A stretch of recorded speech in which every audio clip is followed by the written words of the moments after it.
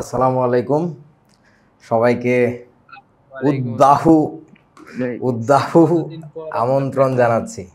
কতদিন পর, হ্যাঁ মাঝখানে অনেকদিন Thank রবিন you. ক্লাস নিছে দ্রবণ ও দ্রাব্যতার। এখন আবার আমরা চলে আসলাম ফেজ টুতে। সো ফেজ টুতে যে অধ্যায়টা দিয়ে আমরা শুরু করতেছি, মৌলের পর্যায়ভিত্তিক ধর্ম, রাসায়নিক বন্ধন অর্থাৎ periodic properties and chemical bond. হ্যাঁ, এইটা সম্ভবত কেমিস্ট্রি বইতে থাকা বা কেমিস্ট্রি সিলেবাসে থাকা দ্বিতীয় রসায়ন অধ্যায়। প্রথম রসায়ন অধ্যায় কোনটা জানো? মানে একেবারে রিয়েল কেমিস্ট্রি, সেটা হচ্ছে যে তোমাদের অর্গানিক কেমিস্ট্রি। আর তার আগেই যেটা পড়ে সেটা হচ্ছে এটা, এই বস্তুটা। এছাড়া বাকি যত অধ্যায় আছে, যেমন গত যে দুইটা চ্যাপ্টার আমরা বড় বড় শেষ করছি, পরিবেশ রসায়ন এবং কোনটা গুণগত রসায়ন, তোমাদের মনে আছে কি না? হ্যাঁ, সবই ফিজিক্স, বাট কেমিস্ট্রিতে পড়া লাগে অনলি বিকজ আমরা কেমিস্ট্রি ভালো করে বুঝতে চাই, তাই বিষয়গুলো আসলে কেমিস্ট্রির না, বিষয়গুলো ফিজিক্সের।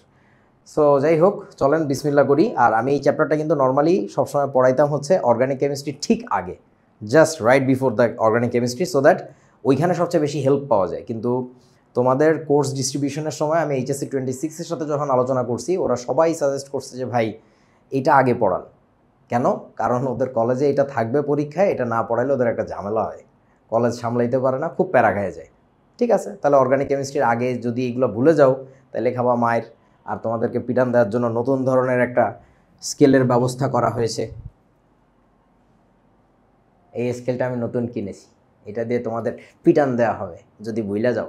এই জিনিস সব আছে, ও মিটার স্কেলও আছে। দূরে যারা থাকে মারেন ক্যামেরার উপর। ওইটা আমাদের জন্য কাজে আসবে, এটা তো ছোট। আর আগেটা এটা ছিল ভালো আছে। এটার ম্যাস ডিস্ট্রিবিউশন খুব সুন্দর, এটা হাতে ধরলে টের পাবি। মানে একেবারে গোড়ার দিকে আমার হাতের কাছে ভর কম, ওদিকে ভর বেশি, সো ফোর্স দিলে খুব সুন্দর একটা, বোঝো নাই? ফিজিক্স পড়লে বুঝবা যে এতে মজাটা কোথায়। আচ্ছা, তোমরা কি ড্রাম বাজাইতে পারো? ড্রাম বাজাইতে পারো? ওই যে ব্যান্ড মিউজিকের সাথে ড্রাম বাজায়, ওই ড্রামের যে স্টিকটা আছে ওইটার স্ট্রাকচার নিয়ে একটু ভাববা। জাস্ট গুগল সার্চ করবা ড্রাম স্টিক, এবং ওটা দেখবা যে চিকন থাকে এক মাথা মোটা থাকে, এবং কোন মাথা ধরে বাড়ি দেয় ওটার ফিজিক্সটা একটু চিন্তা করতে, যে কেন এই কাজটা করে। খুবই সুন্দর ফিজিক্স। ওকে, চলেন, গল্প টল্প শেষ, এখন আমরা পড়াশোনা শুরু করব। আমি আবারও মনে করে দিচ্ছি, এই জ্ঞানটা শুধুমাত্র অল্প কিছুদিন রাখলে হবে না, অর্গানিক কেমিস্ট্রি পর্যন্ত যেন সাস্টেইন করে মাথার মধ্যে, ওই পর্যন্ত যেন থাকে, এইটার একটু চেষ্টা করতে হবে, তা নাহলে ঝামেলা আছে কিন্তু। বিসমিল্লাহ। সো আজকে আমাদের দেখতে হবে পর্যায় সারণীর প্লটিং কীভাবে করে। প্লটিং মানে বুঝছো তো, পর্যায় সারণীটাকে আঁকতে পারতে হবে নিজের হাতে। তারপরে দেখতে হবে পর্যায় সারণীতে ব্লক ডিভিশন, প্রতিনিধিত্বকারী মৌল কী জিনিস, ইংরেজিতে এটাকে কী বলে বলো তো? প্রতিনিধিত্বকারী মৌলকে রিপ্রেজেন্টেটিভ এলিমেন্ট।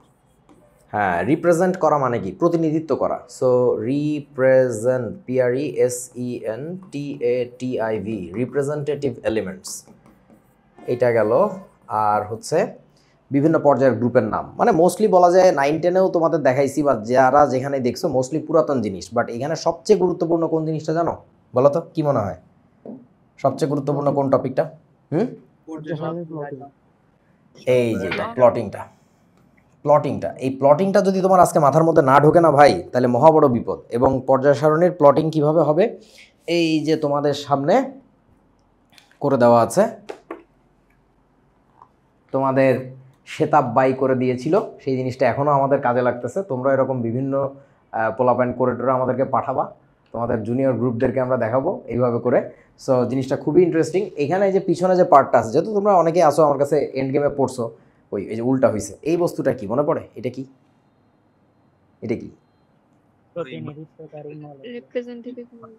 হ্যাঁ, এইটা হচ্ছে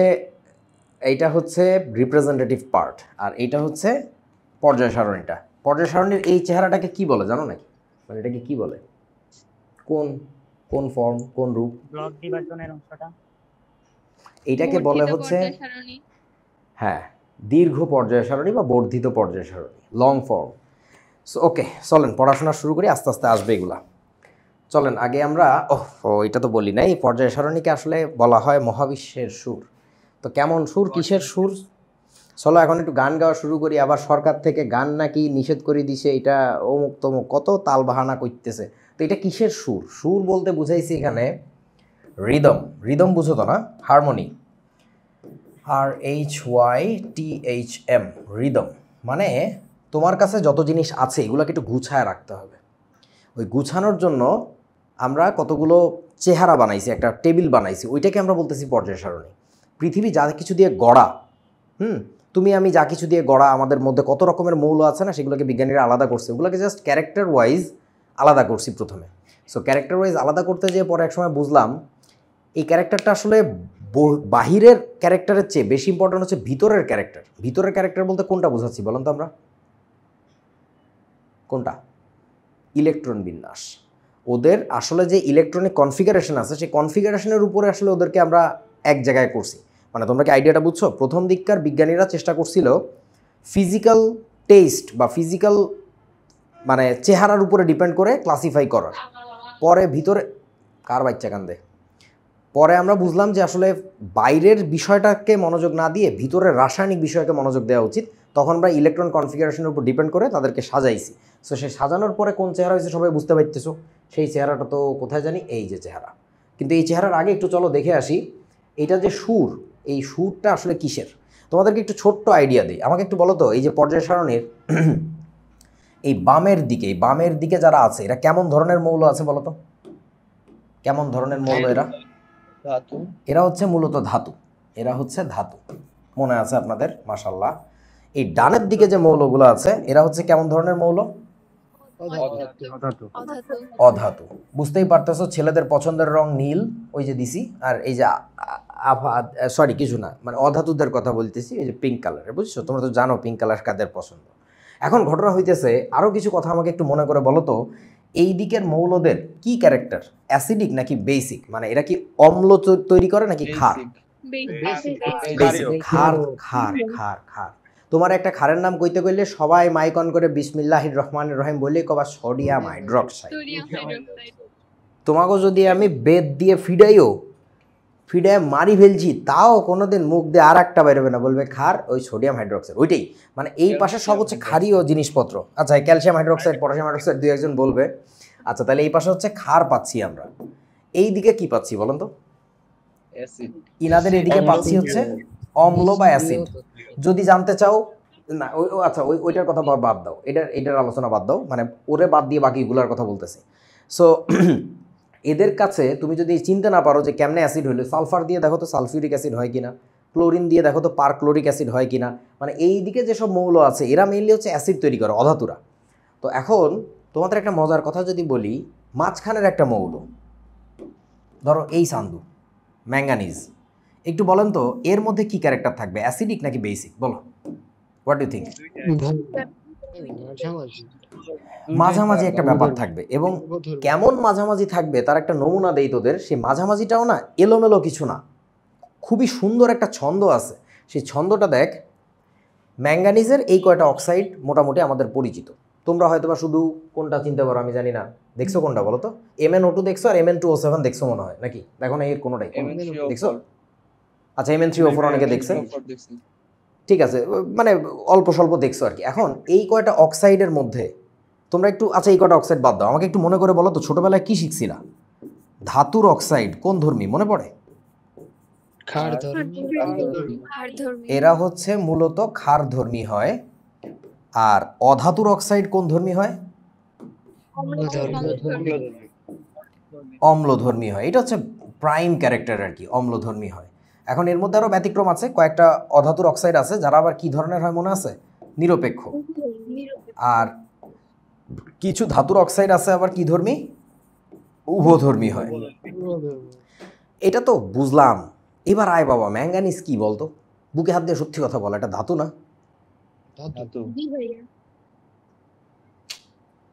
কিন্তু ইতার আবার অনেকগুলো অক্সাইড আছে। এই তো গ্যাঞ্জাম। এই ক্ষেত্রে আমরা একটা মজার ব্যাপার তোমাদের কাছে আগে জিজ্ঞাসা করি, বলো তো বাম থেকে ডানে যে আমি অক্সাইডগুলোকে লিখছি, তোমাদের জানার কথা, আমি এলোমেলো করে কোনো কিছু পড়তে নিজেও পছন্দ করি না, পড়াইতে তো পছন্দই করি না। এইটা কিসের সিকোয়েন্সে লিখছি? লেফট টু রাইট একটু লক্ষ্য করে দেখো তো কিসের সিকোয়েন্স এখানে? জারণ সংখ্যা। কার জারণ সংখ্যা ভালো করে বলো? ম্যাগনেসিয়ামের জারণ সংখ্যা।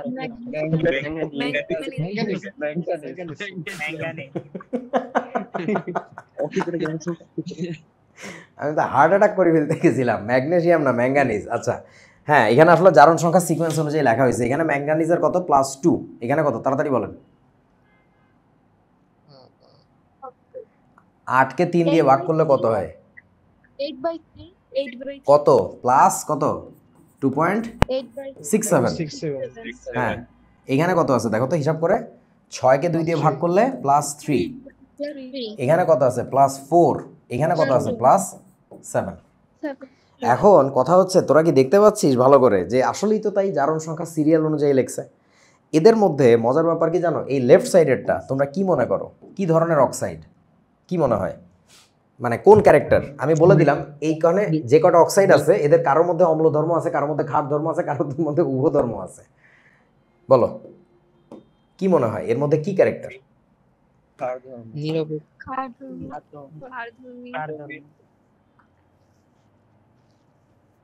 বিজ্ঞানীরা গবেষণা করতেছে, দেখো যে কি মজা। এইটার মধ্যে আমরা খুঁজে পাই ক্ষার ধর্ম, বেসিক বিহেভিয়ার, বেসিক নেচার। ওই পাশের যে অক্সাইডটা ওইটার মধ্যে আমরা কি খুঁজে পাই জানো? Acidic behaviour. এবং যতই লেফট থেকে রাইটের দিকে আমরা আগাইতে থাকি আমরা টের পাই যে ক্ষারীয় চরিত্রটা কমতেছে, অম্ল চরিত্রটা বাড়তেছে। এদের মাঝখানে আমার এক্স্যাক্টলি মনে নাই, সেটা হচ্ছে এই দুইটার বিশেষ করে কি চরিত্র পাওয়া যায় জানো? উভধর্ম ক্যারেক্টার পাওয়া যায়, অর্থাৎ both acidic and basic behaviour দেখায়। হয় এই দুইটা নাহলে এই দুইটা, আমার খেয়াল নাই। এখন ঘটনা হচ্ছে দেখ তোরা একটু বসতো, বাম পাশেরটা কেন বেসিক ক্যারেক্টার দেখাচ্ছে? ওয়াইসো বাম পাশেরটা কেন বেসিক ক্যারেক্টার দেখাচ্ছে? জারণ সংখ্যা কম হইলে কেন বেসিক ক্যারেক্টার দেখাচ্ছে একটু ভাবো না। একটু তাকায় দেখো, এবার পিছনে যাই। পর্যায় সারণীর এই যে গ্রুপগুলো, আমি যদি মৌলগুলাকে একটু জারণ সংখ্যায় দেখাই, বলেন তো এই গ্রুপের সবার কমন জারণ সংখ্যা কত? এদের সবার কমন জারণ সংখ্যা কত?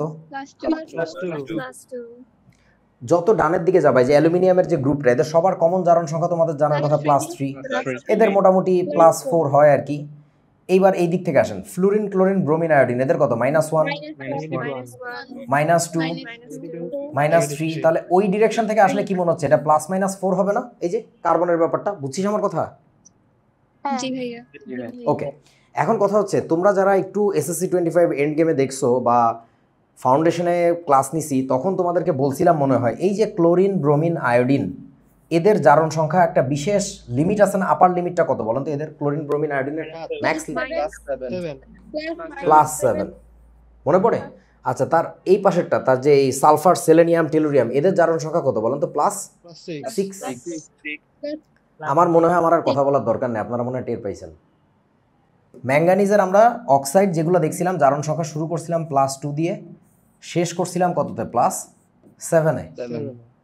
এই যে উচ্চতর জারণ সংখ্যাগুলো, এগুলো কাদের বিহেভিয়ার দেখেন তো? এদের বিহেভিয়ার না?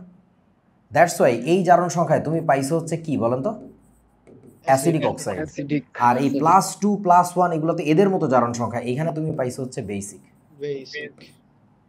তোমরা কি, আমি কি যা বুঝাইতে চাচ্ছি তোমরা মনে হয় বোঝো নাই। আমি লাস্ট একটা ফাইনাল কথা বলি। পর্যায় সারণীতে লেফট টু রাইট তুমি যখন মুভ করো তখন তোমার কোন ক্যারেক্টার কমে যায়, কোন ক্যারেক্টার বাড়ে বলো তো? ধাতব ধর্ম কমে যায়, ধাতব অধাতব ধর্ম ধর্ম বাড়ে। অ্যাসিড ক্ষার দিয়ে বলো, অ্যাসিড ক্ষার দিয়ে বলো।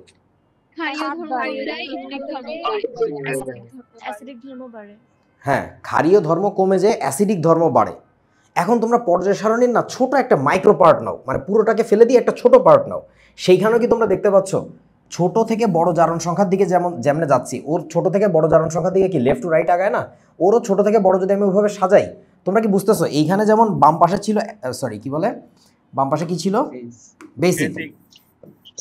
বেসিক থেকে ও অ্যাসিডিকের দিকে মুভ করতেছে, ওইখানেও একই ঘটনা ঘটতেছে, বেসিক থেকে অ্যাসিডিকের দিকে মুভ করতেছে। মানে পুরো জিনিসটা একটা বড় জিনিস, বড় জিনিসের মাইক্রো একটা পার্ট নিলে সেখানেও একই ছন্দই থাকে। বুঝছি ভাইয়া। ব্যাপারটা খুবই উন্মাদনাজনক ছন্দের, যে পুরো জিনিসটা না গুছানো, একটা সার্টেন প্যাথওয়ে ফলো করলে একই ক্যারেক্টার বারবার ঘুরে ফিরে আমাদের কাছে আসে। So that's it. মানে এটা জাস্ট একটা ছোট গ্লিম্পস দিলাম যে এর মধ্যে যে কত ছন্দ আছে, এবং এই ছন্দটাকে না ছন্দের মতো করে শিখতে হবে। তুমি যদি পরীক্ষায় পাশ করার জন্য পড়ো এটা আসলে মজা হবে না, কিন্তু তুমি যদি মিউজিক শিখতে আসছো এরকম মনে করো, তুমি ছন্দটা খোঁজার বোঝার চেষ্টা করতেছো, ট্রাস্ট মি পরীক্ষা তোমার কাছে কোনো ব্যাপার না, পরীক্ষা তো সলভ হবে, মানে পরীক্ষার ঝামেলা তো যাবে, তুমি আসলে অন্য লেভেলের একটা মানুষ হবা, যে তুমি আসলে পৃথিবী যা দিয়ে গড়া এইগুলো তুমি ফিল করো, এইগুলো তুমি বুঝতে পারো আর কি। ওকে, সো গল্প স্বল্প শেষ, এখন চলেন পড়ালেখা করি। পর্যাসারণী প্লটিং করতে হবে। বলো পর্যাসারণীর চেহারাটা কেমন হয়? প্রথম যে আমাদের গ্রুপটা সেটা কি সবচেয়ে উঁচা থাকে, একটু দেখছো মাথা উঁচু মনে পড়ে? জি ভাইয়া। জি ভাইয়া। এই যে মাথাটাকে উঁচু করে দিলাম, তাল গাছ এক পায়ে দাঁড়িয়ে সবাইকে ছাড়িয়ে, এই যে। তারপরের গ্রুপটা কি হবে? এক ঘর খাটো, একটু নিচু। এক ঘর নিচে। এক ঘর, এক্স্যাক্টলি এক ঘর নিচু। তারপরেরটা কয় ঘর নিচু? 2 ঘর। দুই ঘর। তাহলে একটা দাগ দিয়ে একটা ঘর বানাইলাম, পরেরটাকে বাড়াই দিলাম, তাহলে এই যে দেখো 2 ঘর নিচে থেকে আরেকটা ঘর শুরু হয়েছে। এই ঘরটা বহুদূর চলে যাবে, গ্রামীণ ফোন ইউজ করে তো, চলো বহুদূর, এই যে গ্রামীণ ফোন চলো বহুদূর চলে গেল। এরপরে কি করা লাগবে বলেন? এটা খানিকটা দূর কন্টিনিউ করার পরে আবার কি নিচে নামবে নাকি? হ্যাঁ, উঠবে। উপরে 2 ঘরই উপরে উঠবে, তার মানে এখানে যতখানি নাম ছিল ওইখানে আবার ততখানি উঠে যাবে, উঠাই দিলাম। তারপরে আবার কি হবে? ডানে যাবে, যাওয়ার পরে আবার এক ঘর উপরে উঠবে। এই যে হয়ে গেল আমাদের মোটামুটি পর্যায় সারণী। নিচের দাগটা দিয়ে দেই, তাহলে আমাদের বাউন্ডারি সেট হয়ে গেল, যে আমাদের কিসের মধ্যে কতটুকু জায়গার মধ্যে খেলাধুলা করব। তারপরে আবার এখানে একটু মিলাই দেই, এইটাকে মিলাই দেই, এটাকে মিলাই দিলাম। বলো এখানে হরাইজন্টাল লাইন টানবো কয়টা, মানে আনুভূমিক দাগ দিব কয়টা ওইটুকু জায়গার মধ্যে? একটা দিচ্ছি। কেন? একটা দিলে আমার 2টা পর্যায় তৈরি হবে, আর এটাকে টাইনে দিলাম। বিসমিল্লাহ বলেন এবার। আগেও দেখছেন আপনারা এই জিনিস কিভাবে মৌল বসাইতে হয়, বাম থেকে ডানে, তাই না? তাহলে হাইড্রোজেনের পরে ওই পাশে চলে যাবে হিলিয়াম। তাহলে বুঝতে পারতেছি মনে হয় হাইড্রোজেন আর হিলিয়াম সেম লেভেলে রাখা হয়েছে। কেন হাইড্রোজেন আর হিলিয়ামকে সেম লেভেলে রাখা হয়েছে বলেন তো? Why so? একই পর্যায়ে। প্রধান প্রধান কোয়ান্টাম সংখ্যা সেম। দুইজনেরই একটা শক্তি স্তর। ভরের কম অনুযায়ী। মানে কাহিনী হচ্ছে শক্তি স্তর সংখ্যা 1। সো পর্যায় সংখ্যা কাকে বলে? শক্তি স্তর সংখ্যা। বেসিক্যালি মাথায় রাখতে হবে পর্যায় সারণী পুরোটা বানানো হয়েছিল মূলত ইলেকট্রন বিন্যাসের উপরে ভিত্তি করে। এই কথাটা কি সঠিক না ভুল বলো তো? সঠিক। ভুল। পর্যায় সারণী প্রথমে যে বেটা বানাইছিল এই চেহারায় কে ছিল? ডেমিট্রি মেন্ডেলিভ। সো মেন্ডেলিভ বানানোর সময় কিন্তু সে এগুলো ভাবেই নাই, সে তার মতো করে বানাচ্ছিল অন্য কিছু ধর্ম বৈশিষ্ট্য দেখে। পরে আমরা টের পাইছি যে বিষয়টা আসলে ইলেকট্রন বিন্যাসের। কারণ মেন্ডেলিভ যে আমলে করছে সে আমলে কি আসলে ইলেকট্রন বিন্যাসের কথা ভাবছিল? সে কিন্তু সিম্পলি ভাবছিল পারমাণবিক ভর অনুযায়ী সাজাবো। পরে ওটাকে মডিফাই করে আমরা কি বলছিলাম? পারমাণবিক সংখ্যা অনুযায়ী সাজাবো। 9-10 কথা সব বলি গেছো? জি ভাই। বিজ্ঞানী মূলে হ্যাঁ আবার বলো। বিজ্ঞানী মুসলে এটা মানে ইলেকট্রন বিন্যাসের ভিত্তিতে পর্যায় সারণী তৈরি করেছিল। আসলে মোসলে এটা করছে বলে বলা যাবে না। মোসলে মূলত কি করছিল বলেন তো? মানে বিজ্ঞানী প্রস্তাবনা দিয়েছে। সংখ্যার ভিত্তিতে। রাইট, মানে হ্যাঁ বলবো আমরা বই অনুযায়ী। আসলে কথা সত্য, আমি ভুলে গেছিলাম। হ্যাঁ মোসলে এই কাজটাই করে। মোট কথা মেইন যে চেহারাটা দেখো এটা কিন্তু আসলে মেন্ডেলিভ ইলেকট্রন বিন্যাসের চিন্তা করে নাই, পরে মোসলের পরামর্শ অনুযায়ী এই কাজটা করা হয়। ওকে, সো হিলিয়ামের পরে চলে যান লিথিয়াম, তারপরে কি হবে? বেরিলিয়াম। এইখানে কিছু নাই। বোরন, তারপরে বলো বলো। কার্বন, নাইট্রোজেন, অক্সিজেন, ফ্লুরিন, নিয়ন। তারপরে সোডিয়াম, সোডিয়াম, ম্যাগনেসিয়াম। ম্যাগনেসিয়াম। একটু দাঁড়া, আমি একটু দাগ দিয়ে নেই এগুলা। এই যে তাহলে এটা কপি পেস্ট করে দিই। কপি পেস্ট, এই যে হয়ে গেল।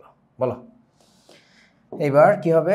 নিয়ন, sodium, magnesium, aluminium, silicon, phosphorus, sulphur, chlorine, fluorine, argon. তারপরে পটাশিয়াম, পটাশিয়াম, ক্যালসিয়াম। এরপরে scandium, titanium, vanadium, manganese, iron, cobalt, nickel, copper, zinc. এই 30টা পর্যন্ত মৌল একদম ঠোঁটের আগায় থাকা লাগবে ভাই, কোনো আহ্লাদ চলবে না, একদম ঠোঁটের আগায় থাকা লাগবে। মৌলের নাম বললে পারমাণবিক সংখ্যা পারবো, সংখ্যা বললে মৌলের নাম পারবো, এটা না হইলে মহা বড় বিপদ। তারপরে কি করবো? এদেরকে একটু দাগ দেওয়া দরকার। আমি একটু কপি পেস্ট করি, এত দাগ দিয়ে পারা যাবে না। আচ্ছা, সো এইখানে অনেকে আসো প্রথমেই তোমরা ঘর সংখ্যা গোনো কি কি জানি করো, জ্যোতিষীর মতো ক্যালকুলেশন করো। এত ক্যালকুলেশন করতে যাবা না, একটা করে মৌল বসাবো। তুমি এন্ড লিমিট তো জানো তাই না, যে ওইখানে জিঙ্কে যায় শেষ হইতে হবে, আমার এইটুকু জায়গার মতো ধরাইতে হবে। এই মেন্টাল ক্যালকুলেশনটুকু থাকলেই হবে, মানে নট দ্যাট যে একেবারে রিগোরাস ইঞ্চি মাইপা আঁকা লাগবে। তোমার জাস্ট প্লটিংটা জানতে হবে যে পর্যায় সারণী কে ডানে আছে, কার শব্দ আল্লাহ। ওকে, সো এরপরে আমরা এবার একটু আনুভূমিক দাগ দিয়ে ফেলি, এটাই মাথায় যাচ্ছে। শেষ, আচ্ছা হয়েছে, ব্যাকাতারা হইল। এরপরে মৌল বসাইতে হবে কেমনে বলেন তো? উপর থেকে Group wise. গ্রুপ ওয়াইজ না বসালে সমস্যা। কোন গ্রুপ আগে বসাবো তাড়াতাড়ি বলো, First group কোন গ্রুপ চাও? গ্রুপ 1 প্রথম গ্রুপটাই। one. আচ্ছা, আমার কাছে সবচেয়ে ছন্দ মনে হয় কোন গ্রুপের নামে বলো তো, কি মনে হয়? 17. হ্যালোজেন আমার কাছে এই নিষ্ক্রিয় গ্যাসগুলো সবচেয়ে মজা লাগে, হ্যালোজেনটাও মজার। আচ্ছা, হিলিয়াম, নিয়ন, আর্গন, তারপরে কি লিখবো? ক্রিপ্টন, Krypton, Xenon, xenon, হ্যাঁ, তারপরে xenon, রেডন, organochrome. হ্যাঁ, ওগা না বাবা, অগানেশন। আচ্ছা, তারপরে এখন এই দাগগুলোকে একটু কপি পেস্ট করে দেই, এত আঁকাআঁকির টাইম নাই। ওকে, তারপরে বলো হ্যালোজেনগুলো বসাচ্ছি। Fluorine, chlorine, bromine, iodine, astatine, tennessine, TS. Tennessine নামটা যেন কোত্থেকে আসছে?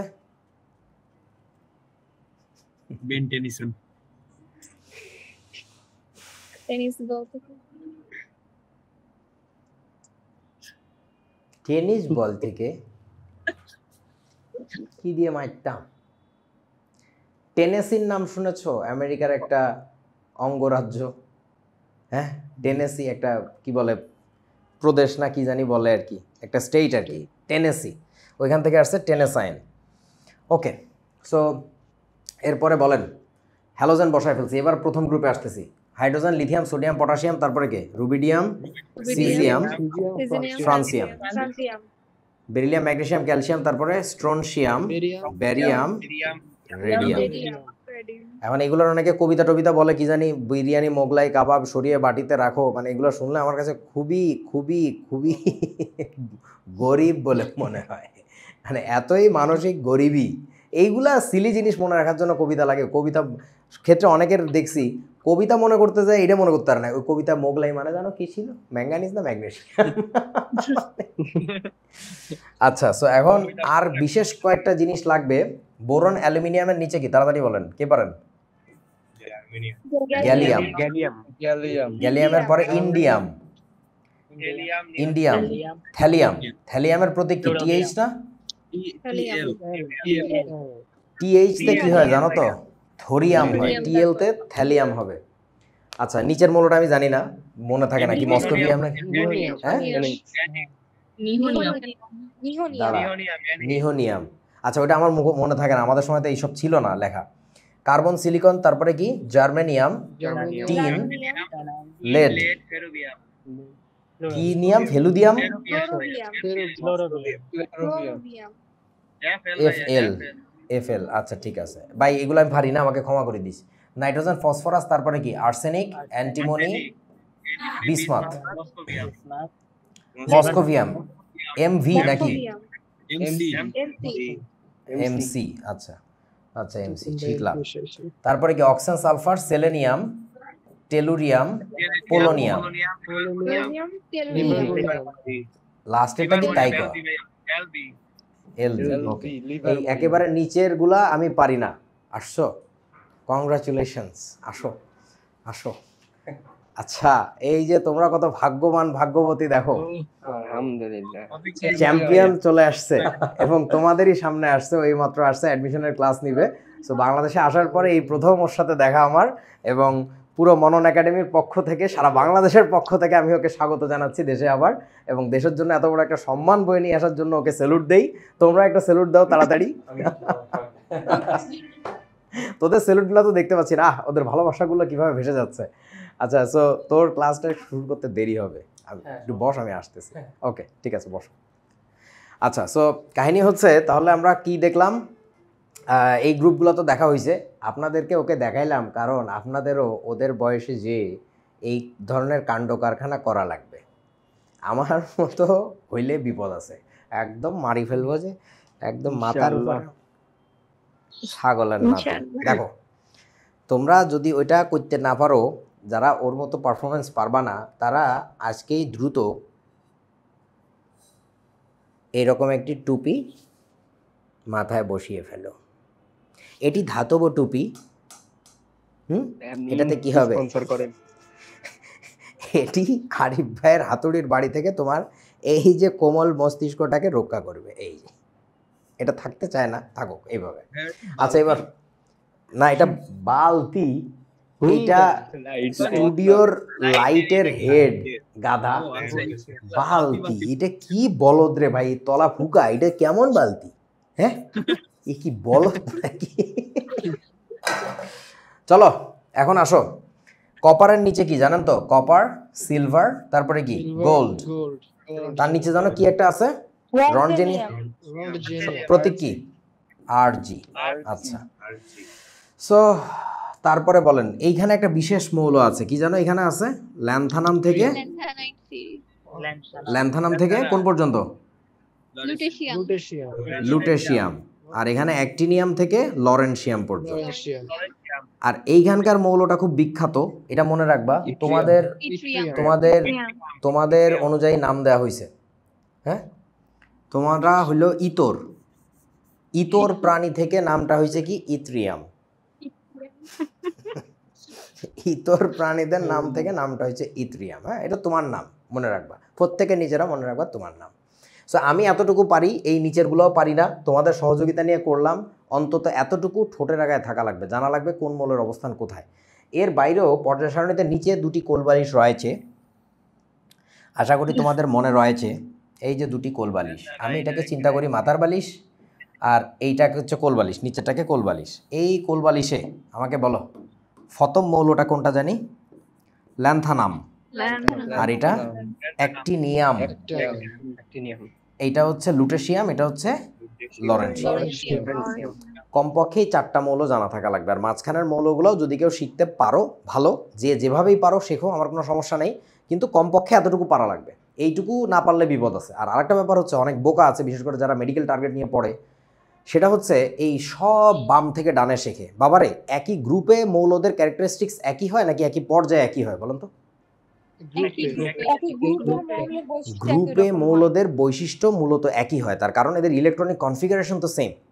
সো ওই গ্রুপ ওয়াইজ শেখাটা বেশি জরুরি। কিন্তু মেডিকেল বেসড যেসব পোলাপাইন টার্গেট নিয়ে পড়ে, তাদের অধিকাংশকে গাইড করে যে মেডিকেলের ভাইয়ারা, এবং দৃপ্ত কণ্ঠে বলতেছি, they are stupid and they are producing more stupids. তারা পর্যায়ভিত্তিকভাবে মুখস্থ করে, যার ফলে ওই বাচ্চাটার এই মুখস্থ ছাড়া আসলে আর কোনো কিছুতে কাজে লাগে না। কিন্তু আমার এখানে কি কাজে লাগবে জানো? ওই ঢাবিতে আসা একবারের প্রশ্ন, কত কোন সালে মনেও নাই, তোমরা একটু আমাকে বলো তো। কি কি অক্সাইড? Indium oxide. হ্যাঁ, এই ইন্ডিয়াম, তুই বললি তার মানে তুই এটা আগেই পারস, তুই বলবি না, বাকি সবাই একটু বলতো। ইন্ডিয়াম অক্সাইডের সংকেতটা একবার পরীক্ষা আসছিল। ইন্ডিয়াম অক্সাইড বলেন, এটা সংকেত কি হবে? ইন্ডিয়াম অক্সাইডের সংকেত আইএন তো জানি, এখন ও হবে তাও জানি। কথা হচ্ছে এর সাথে কত হবে, ওর সাথে কত হবে, যোজনী ট্রান্সফার হবে। এখন ইন্ডিয়ামের যোজনী কত কিভাবে বুঝলাম? এই যে ভাই দেখেন, হ্যাঁ হ্যাঁ, ইন্ডিয়ামের লোকেশনটা কোথায় বলেন তো? এই যে ইন্ডিয়ামের লোকেশন কোথায়? এই যে ইন্ডিয়ামের লোকেশন 13 নম্বর গ্রুপ, বা আমাদের সিস্টেমে বললে 3A, what ever that is. তুমি জানো যে এই গ্রুপের সবার যোজনী একই রকম হবে ভাই। অ্যালুমিনিয়ামটা তো চিনি, তাহলে অ্যালুমিনিয়াম অক্সাইডের সংকেত যদি হয়ে থাকে আপনাদের Al2O3, তাহলে আপনি চোখ বুঝে এখানে কি বসাই দিবেন? In2O3। এইটা শুধু একটা ছোট example, there are thousands of examples like that, যেখানে গ্রুপ ওয়াইজ মৌল না জানলে তোমার কাজ হবে না। তো এই বোকাগুলা আরও বোকাদেরকে আরও পোলাপ্যান্ডের বোকা বানায় কেমনে? তোমাকে দেখো পুরো পর্যায় সারণী আমি শিখাই দিতেছি, তুমি একটা ছাতা করতেছো, ওই করিয়ে ওর আলটিমেটলি কোনো কাজে লাগবে না। ও জানে না যে গ্রুপ ওয়াইজ মৌল মুখস্থ করতে হয়। এই পর্যায় ভিত্তিক মুখস্থ এটা আসলে কোনো কাজে লাগে না। তবে 30 পর্যন্ত মৌলের পর্যায় ভিত্তিক মানে মুখস্থটা দরকার, কারণ 30 পর্যন্ত মৌল নিয়ে রেগুলার নাড়াচাড়া হবে, পারমাণবিক সংখ্যা জানাটা দরকার। দ্যাটস ওয়াই আর কি। ওকে, এটা গেল পর্যায় প্লটিং। আপনাদেরকে যা দেখাইছি এটা বারবার হাতে প্র্যাকটিস করে তুলে ফেলো হাতে, তা নাহলে মহা বড় বিপদ আছে আর কি। চলেন এরপরে কি শিখতে হবে আমাদের দেখি। এই প্লটিং তো হয়ে গেছে। ভাইয়া ওই প্রশ্নে তো যোজনীটা এক্সপেরিয়েন্স করলেই হয়তো, তাতে তো আবার মানে মুখস্থ করার দরকার হয় না। না, একটু দরকার আছে তো, কারণ এইটাই ইন্ডিয়ামের যোজনী তো তোমাকে 9-10 এর বইতে একটা চার্ট ছিল, ওর মধ্যে কি ইন্ডিয়ামের যোজনী ছিল? ছিল না তো।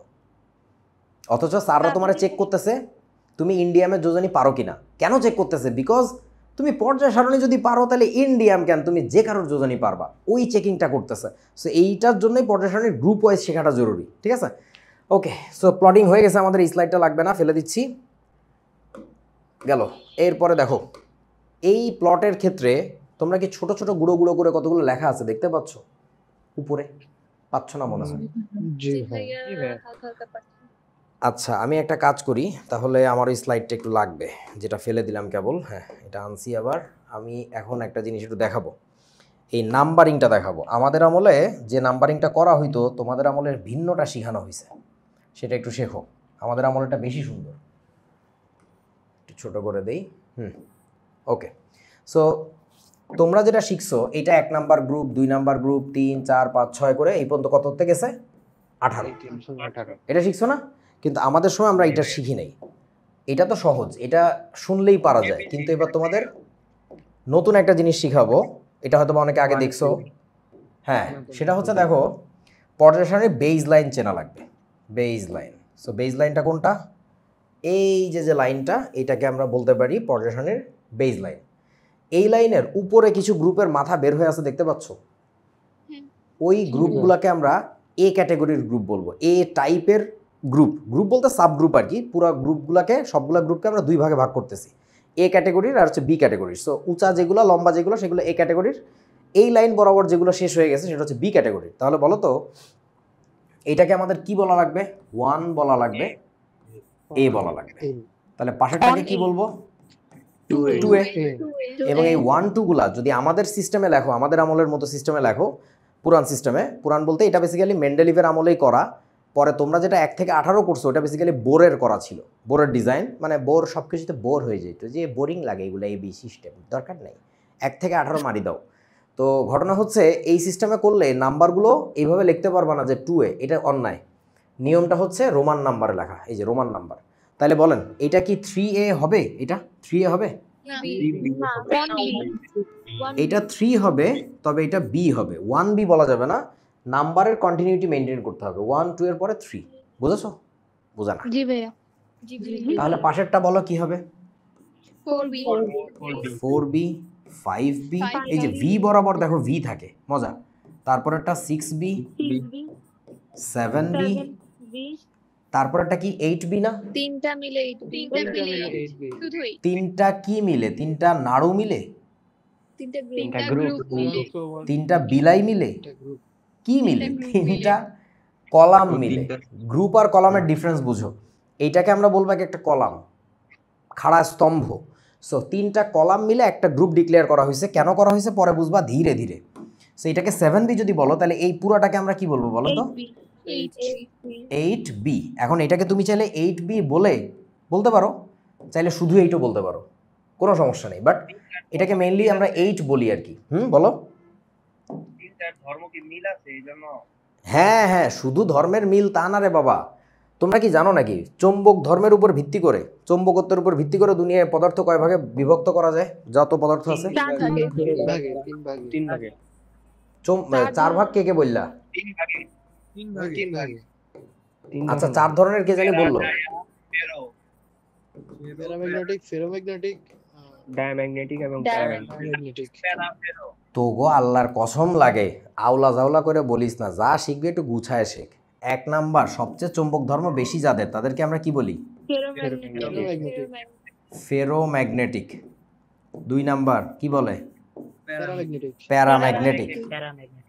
হ্যাঁ, তারপরেরটা কি বলেন? ডায়াম্যাগনেটিক। এখন এটা কিন্তু কেমিস্ট্রি অনুযায়ী বলছি, আসলে ম্যাগনেটিজমের উপর ভিত্তি করে আরও কয়েক রকমের আছে, তোমরা ফিজিক্স বইতে পাবা। তো আমাদের কেমিস্ট্রিতে এই 3টা আমরা বলি, এটা যদিও বলা উচিত না, বাট বাংলাদেশে আসো কি আর করবা। এখন শোনো, তোমরা কি জানো এই ফেরোম্যাগনেটিক পদার্থ কারা? বলেন তো। আয়রন, ফেকনি দিয়ে আমরা মনে রাখতে পারি। আয়রন, তারপরে কি কোবাল্ট, আর হচ্ছে নিকেল। তোমরা কি এই মৌল 3টা দেখা কিছু মনে হইতেছে? দেখো তো তোমাদের দিলের মধ্যে কিছু কুচকুচ হতা হয়? ওই যে 3টা কলামের প্রথম 3টা মিলে একটা গ্রুপ। কুছ ভি নেহি হতা হ্যায় এখনো ধরতে পারতো না হ্যায়। Eight B. এই তিনটা মৌল। সো ওই তিনটা কলাম আসলে এত বেশি ধর্মে মিল, এটা জাস্ট একটা ছোট এক্সাম্পল দেখালাম, এরকম আরও অনেক আছে। সো ওই কারণে এই তিনটা কলামকে না আলাদা গ্রুপ নাম না দিয়ে বলি আমরা ভাই এই পুরোটা ভাই একটা গ্রুপ, একটা গ্রুপের মতো ইউনিট একটা মানে ক্যারেক্টার দেখাবে আর কি। ওকে, ইয়ার মাইকে একটু শব্দ হয়, কি নাম জানো? রাফিয়া নাজরিন। ওকে, সো এটা বুঝেছো। তারপরে আমাকে বলো, তুমি এখানে 8B-তে পৌঁছায় গেছো, এটাকে শুধুমাত্র 8 বলেও ডাকা যায়। কেন ডাকা যায় পরে বুঝবা, জাস্ট বলে রাখলাম। এর পরেরটা তাহলে কত হওয়া উচিত? 9B না? 1B. 1B. এটাকে আমরা 8 পর্যন্ত সর্বোচ্চ যাব। এই এবি সিস্টেমের নিয়মটা হচ্ছে সর্বোচ্চ নাম্বার হবে 8। কেন 8-এর সর্বোচ্চ নাম্বার বলছে এটা বুঝো? অষ্টক তত্ত্ব নাম শুনছো? প্রতিটা মৌল সর্ববহিষ্ঠ শক্তি স্তরে কয়টা ইলেকট্রন বানাইতে চায় বলেন তো? 8টা. ওইটার একটা ব্যাপার মনে হয় আছে, একটু ভাবতে থাকো, জাস্ট ভাষা আইডিয়া থাকুক। আচ্ছা, কপারের যে গ্রুপটা, এটাকে আমরা নাম দিব তাহলে কি? 1B। এটাকে নাম দিব 2B। অনেকের কাছে অদ্ভুত লাগতেছে, পরে আসবো। তাহলে এরপরে বলো তো এই গ্রুপটার নাম্বার কত হওয়া উচিত? 3A. 3A। বি তো নাই, সে খাড়া হয়ে গেছে, উঁচা হয়ে গেছে, সো এটা এ টাইপের পড়বে। আর নাম্বারের কন্টিনিউটি মেনটেন করার জন্য এখানে 3A আসলো। তাহলে এটা কত হবে? 4A। এটা কত হবে? 5A। এটা হবে হচ্ছে 6A। 7A। তাহলে পরেরটা কি হওয়া উচিত? 8A। তবে এটাকে জিরো গ্রুপ বলাটা বেশি ভালো। জিরো গ্রুপও বলা হয়, 8এও বলা হয়, মানে সিম্পলি ইউরোপিয়ান আর আমেরিকান দুইটা প্রসেস। আমাদের দেশে মূলত হচ্ছে ইউরোপিয়ানটা ফলো করা হয়। সো যাই হোক, এখন 8A যদি না বলো, মানে যেহেতু 8এ বলে না আমাদের দেশে, যেহেতু 8এ বলতেছি না, তাহলে এটাকে কি বলতেছি? Zero group. দ্যাটস ওয়াই এখানে 8B না দিয়ে শুধুমাত্র 8 দিলে আমরা বুঝে যাই যে 8 সংখ্যাটা এক জায়গাতেই আছে। সেটা হচ্ছে এই তিনটা কলাম মিলে যে গ্রুপটা, বোঝো নাই? জি ভাইয়া।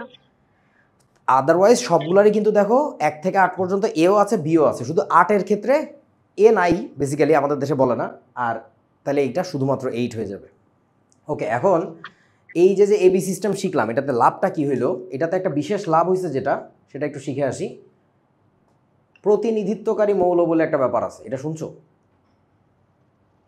এখানে যতগুলা এ সাবগ্রুপের মৌল আছে, এ সাবগ্রুপের মৌলগুলা কোনগুলা? বাম পাশের এই দুইটা কলাম, এই দুইটা কলাম, আর হচ্ছে তোমার এই পুরোটা, এইগুলাতে দেখো সব এ। আর এই যে মাঝখানের যে ঘোড়ার ডিমগুলা, এইগুলো হচ্ছে বি।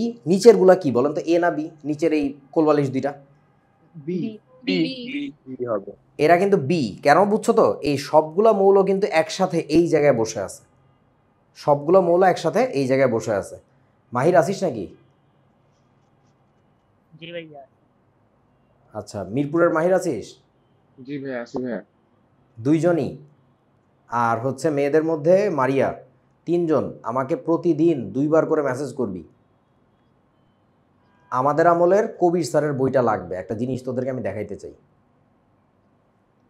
ঠিক আছে ভাইয়া। আচ্ছা ভাই, ঠিক আছে। ওকে ভাইয়া। কবির স্যারের বই আমাদের আমলেরটা, তোগো বক্কর চক্কর দিয়ে হইব না, এটা মজার জিনিস দেখাবো না, এখন মাথায় আসলো। এনিওয়ে, সো এখন ঘটনা হচ্ছে এই এ আর বি সাবগ্রুপটা বোঝার জন্য আরও ভালো করে আগে ব্লক ডিভিশন শিখে আসতে হবে। চলেন, ব্লক ডিভিশন কাকে বলে? সিম্পল আইডিয়া, কোনো মৌলের লাস্ট ইলেকট্রন যে উপশক্তি স্তরে প্রবেশ করে মৌলটা সেই ব্লকের। এখন এইখানে তোমাদের বইতে লেখা আছে যে অরবিটালে প্রবেশ করে, কারণটা কি? ওই গাধারা এসপিডিএফ এগুলাকে বলা হচ্ছে অরবিটাল। এসপিডিএফ কি অরবিটাল? উপশক্তি স্তর। ওকে, সো হ্যাঁ, আমরা এবার তাড়াতাড়ি একটু দেখে ফেলি। সোডিয়ামের ইলেকট্রন বিন্যাস 1s2 2s2 2p6 3s কত 1। তাহলে বলেন সোডিয়াম কোন ব্লকের মৌল? এস ব্লক, কারণ তার লাস্ট ইলেকট্রনটা গেছে ওই যে 3s উপশক্তি স্তরে। আচ্ছা, ক্লোরিনের ক্ষেত্রে কি হবে? 2p6 3s2 3p কত 5।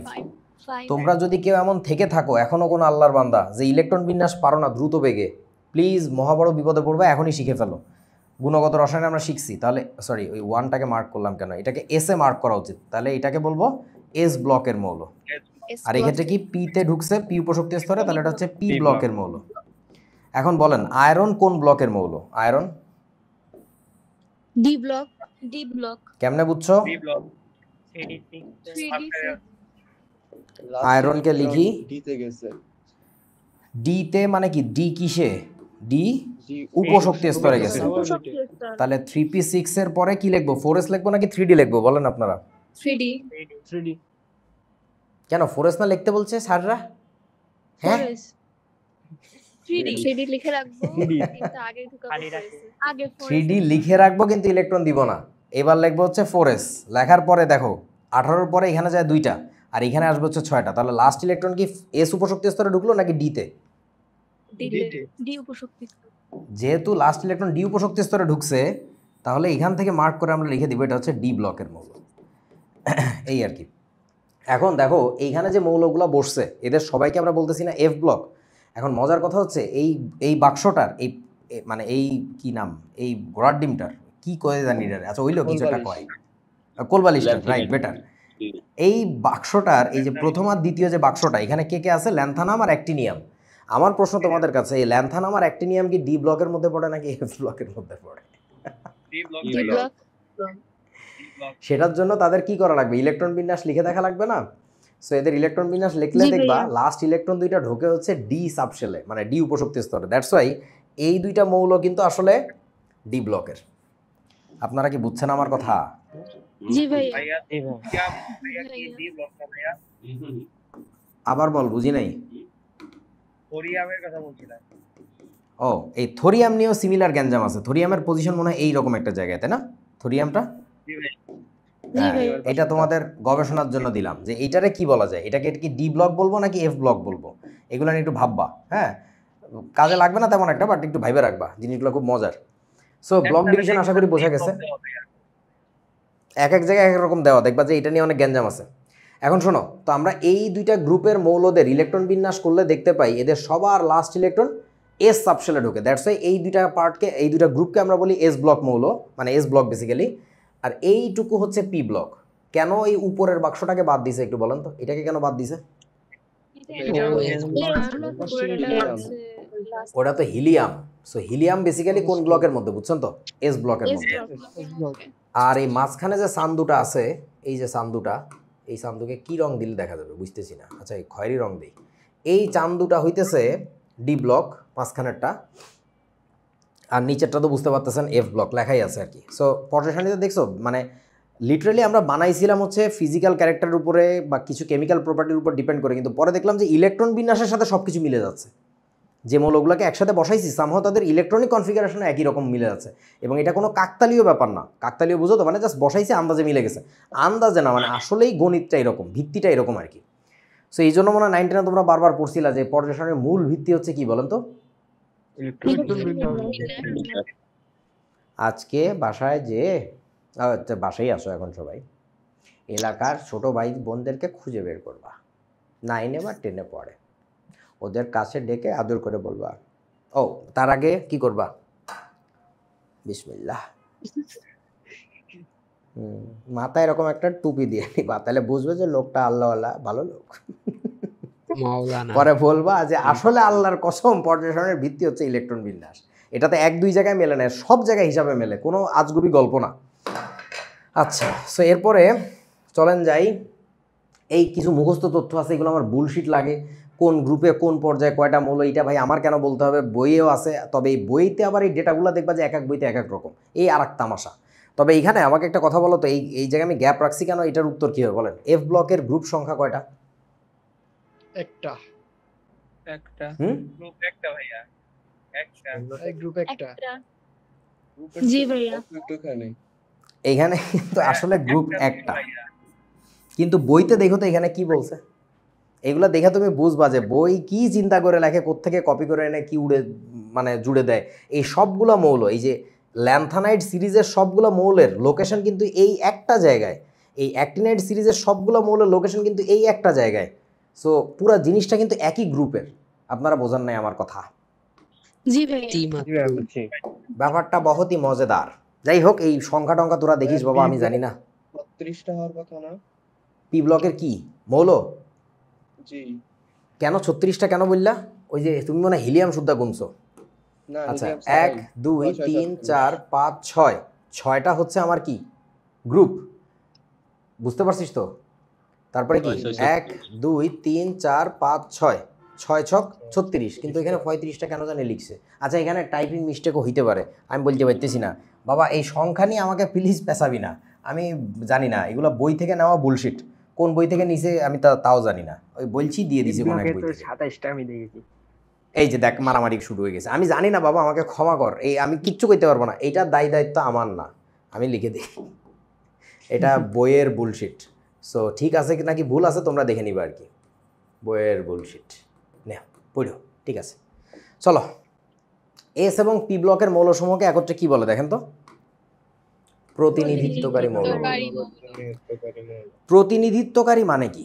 ধরো তোমাদের মধ্যে কিছু গান্ডু আছে, তারা কি করে, তারা খুব ভালো মাটি কাটতে পারে, বুঝছো, পড়াশোনা পারে না। কিছু গান্ডু আছে তারা খালি আতেলের মতো পড়ে আর পড়ে। তাদেরকে আমরা একটা পরীক্ষা নিয়েছিলাম, নাম দিয়েছিলাম মাস্টার মাইন্ড এক্সাম, কিন্তু রেজাল্ট দিতে আমরা পারি নাই, অনেক দেরি হয়ে গেছে। সেই পরীক্ষায় যারা ভালো করেছে তাদেরকে আমরা মাস্টার মাইন্ড নাম দিয়ে কিছু পুরস্কার দিব, যেটার ঘোষণা আজকে রাতেই পাবা ইনশাল্লাহ।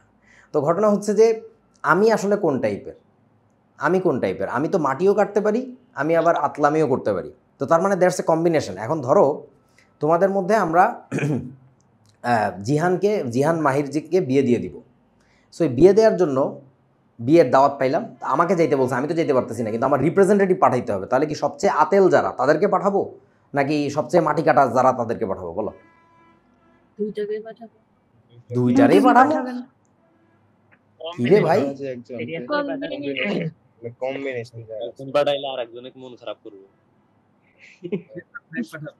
তোরা তো খালি বিয়ে শাদী খাবি, আর কোনো মানুষ থাকবে না, এলাকার মানুষ, ওর শ্বশুরবাড়ির লোক। কি রে ভাই, যে কাজটা করতে হবে, তোমাদের মধ্যে কিছু পোলাপাইন আছে যারা আসলে পারফেক্টলি আমাকে রিপ্রেজেন্ট করে, হ্যাঁ, কিছু আতলামিও পারে, কিছু মাটি কাটাও পারে, দোনোটার একটা কম্বিনেশন। সো তাদেরকে আমি বলবো হচ্ছে আমার রিপ্রেজেন্টেটিভ পোলাপাইন। সো এইখানেও পর্যায় সারণীর সবগুলো গ্রুপের মধ্যে কিছু মৌল আছে যাদের মধ্যে পর্যায়ভিত্তিক যে ধর্মটা, যে বাম থেকে ডানে গেলে ক্যারেক্টারগুলো সুন্দর শিফট হওয়ার কথা, উপর থেকে নিচে গেলে ক্যারেক্টারগুলো সুন্দর শিফট হওয়ার কথা, সেই শিফটিংটা না খুবই সুন্দরভাবে দেখা যায়। সেই অংশটাকে মূলত আমরা বলি হচ্ছে প্রতিনিধিত্বকারী মৌল, সো বা প্রতিনিধিত্বকারী গ্রুপ। সেই জিনিসটা আমরা লক্ষ্য করে দেখছি, যখন এই মাঝখানের এই ঘোড়ার ডিমটা কেটে ফেলে দিই, এটা কে বুঝছো তো? ডি ব্লক কেটে ফেলার মানে তোমরা কি বুঝতেছো? আরো একটা জিনিস অটোমেটিক কেটে পড়ে গেছে, বলেন তো কি? F block. এই ডি আর এফটাকে যদি আমরা ফেলে দিতে পারি তাহলে লাইফ বিকামস মাচ ইজিয়ার। এই পার্ট দুইটাকে যদি বাদ দিই, তার মানে মূলত কোন কোন ব্লককে আমরা রাখতেছি বলো তো? এস আর পি। এই জন্য আমরা এস আর পি ব্লকের মৌলদেরকে একসাথে বলে দেই কি, এরা হচ্ছে প্রতিনিধিত্বকারী মৌল, মানে they represent the whole periodic idea, যে আমরা কেন বানাইছিলাম, বা মেন্ডেলিভ বা তার আগের নিউল্যান্ড বা যারা বানাইছিল এই জিনিসটা কেন বানাইছিল। পর্যায় সারণীর একটা ছন্দ আছে, ছন্দকে বোঝানোর জন্য। একটা গানের মধ্যে হয় না যে 2-4টা কলি আউট অফ সিঙ্ক, মানে ওই যে কোক স্টুডিও বাংলার গান শুনলে বুঝবি, সুন্দর একটা গান চলতেছিল, হঠাৎ চেঁচামেচি শুরু করে দিচ্ছে, আবার ওই চুপ করাই দিয়ে আবার সুন্দর সুর শুরু হয়েছে। তো ব্যাপারটা হচ্ছে মাঝখানের এই বুলশিট দুইটা হচ্ছে কোক স্টুডিও বাংলার ওই ফিউশন যেটা করছে আর কি। এমনি গানটা সুন্দরই ছিল, মাঝখানে ঘোড়ার ডিমটা ঢুকাইছে। ওকে, সো প্রতিনিধিত্বকারী মৌলদের একটা মজার আইডিয়া আছে, সেটা একটু এখন বলে দেই। সেটা হচ্ছে কোনো মৌল যত প্রতিনিধিত্বকারী মৌল মানে বুঝছো তো, এই যে এ পার্টটা যেটা উঁচা যেগুলা, কোনো মৌল যত এ গ্রুপের, তাদের বলেন তো কি হবে? সর্বোচ্চ যোজনী। আরো ভালো করে বলো। ততটি যোজনী। আরো ভালো করে বলো।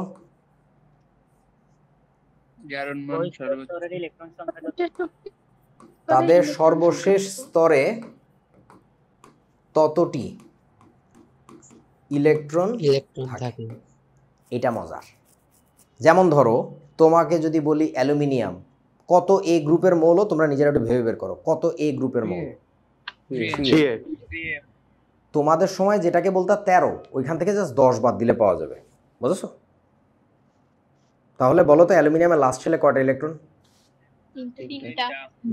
তুই ইলেকট্রন বিন্যাস করতেছো আর আমি টাস করে বলে দিছি, কারণ আমাদের আমলে কি শেখানো হয়েছিল যে ওটা হচ্ছে 3A গ্রুপের মৌল, ওই যত এ লাস্টের শেলে ততগুলো ইলেকট্রন। বলেন তো সেলেনিয়ামের লাস্ট শেলে কয়টা ইলেকট্রন? আমি জানি, দেখ তোরা কেউ পারস না, আমার কত আগে হয়ে যাচ্ছে। অনলি রিজন ইজ আমাকে শেখানো হয়েছে এবি গ্রুপ, আমাদের আমলে শেখানো হয়েছে এবি গ্রুপ। ভাইয়া হ্যাঁ আধা ঘন্টা পরে কয় 6টা ভাইয়া, আধা ঘন্টা পরে এসছে। মানে টিউবলাইট যেটারে বলে, এই তোমাদের জেনারেশনকে টিউবলাইট বানানোর জন্য এই সিলেবাসটাকে বানানো হয়েছিল, বুলশিট এইটা। সো আবারও বলতেছি, দেখো ভেবে কেমনে করছি আমি, মনে পড়ে গেছে সেলেনিয়াম কোথায়, oxygen sulphur selenium, group wise মৌল মুখস্থ রাখতে হবে। সেলেনিয়াম যেহেতু অক্সিজেনের নিচে, অক্সিজেনের এই গ্রুপটা হচ্ছে 6A গ্রুপ, জানো না? 16 নাম্বার গ্রুপ তোমরা বলো না, 10 বাদ দাও না তাহলে হয়ে যাবে 6A। সো 6A মানে ভাই লাস্টের শেলে 6টা ইলেকট্রন বাড়ি যা, একদম বাড়ি চলে যা। আমাকে বলো তো লাস্টের শেলে অ্যান্টিমনির লাস্টের শেলে কয়টা ইলেকট্রন বলেন? 5টা। 5টা নাইট্রোজেনের গ্রুপে। নাইট্রোজেনের গ্রুপে nitrogen, phosphorus, arsenic, antimony, bismuth. So antimony না জিজ্ঞেস করছিলাম নাকি? জি ভাইয়া সো অ্যান্টিমনি কোথায় আছে? নাইট্রোজেনের গ্রুপে। তুমি এইভাবেও চিন্তা করতে পারো, নাইট্রোজেনের লাস্ট শেলে তো 5টা, তাহলে ওই ভাই ওই 14 গোষ্ঠী যারা আছে সবার লাস্ট শেলে 5টা। আর আমি চিন্তা করি কীভাবে, 5A মানে ভাই লাস্টে 5টা ইলেকট্রন থাকবে।